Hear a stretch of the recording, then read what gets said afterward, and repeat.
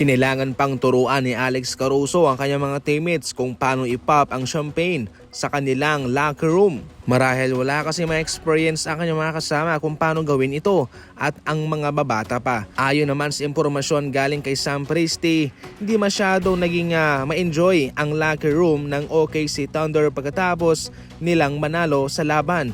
At wala nga rin daw mga inumin ang nabuksan. Kakaunti lamang mga idol considering na nag-average ang edad ng mga players ng OKC Thunder sa 21, 22, 23, and 24 years old.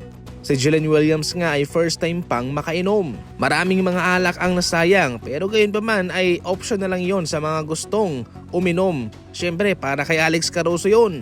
Ayon naman kay Alex Caruso sa kanyang mga haters, ano ngayon? Mayroon na akong totoong singsing.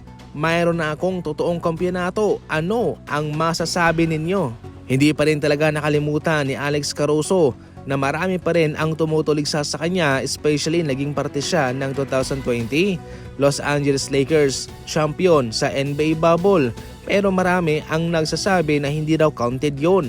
Kaya sa pagkakataong ito, ayon mismo kay Alex Caruso, well, mayroon na akong totoong kampyonato. Ano ang masasabi ninyo ngayon? Ngayon na nasa Rockets na itong si Kevin Durant, heto mga idol ang mga impormasyong dapat nyong malaman. Alam nyo ba nakabilang po ang Cleveland Cavaliers pati ang Denver Nuggets sa mga nag-submit ng kanilang mga offers sa Phoenix Suns para kay KD? Ayon mismo sa impormasyon galing kay Shams ng ESPN, ang Cavaliers at ang Nuggets ay parehong mga wild cards para makuha si Kevin Durant. Ngunit ang nagustuhan lamang dito ng Suns ay ang offer ng Rockets at yun naman din po ang gusto ni KD.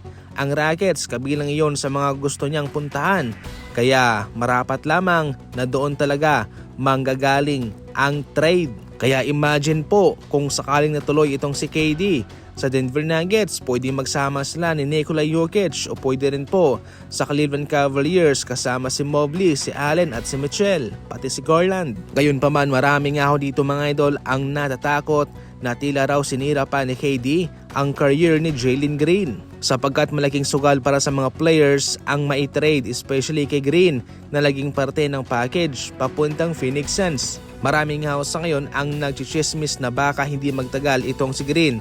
Totally mga idol, susubukan muna siya ng Phoenix Suns at kahit na pareho sila ng playing style ng Devin Booker, expected po yan na mayroong babaguhin dyan. Either itong si Green ang maging point guard o maging shooting guard siya. Para maging point guard na lamang si Devin Booker. Pwedeng maging point guard si Jalen Green at shooting guard si Devin Booker. Depende po yan sa kay coach. Para sa inyong mga idol, ano ang masasabi ninyo sa trade na ito? May comment lang yan sa comment section.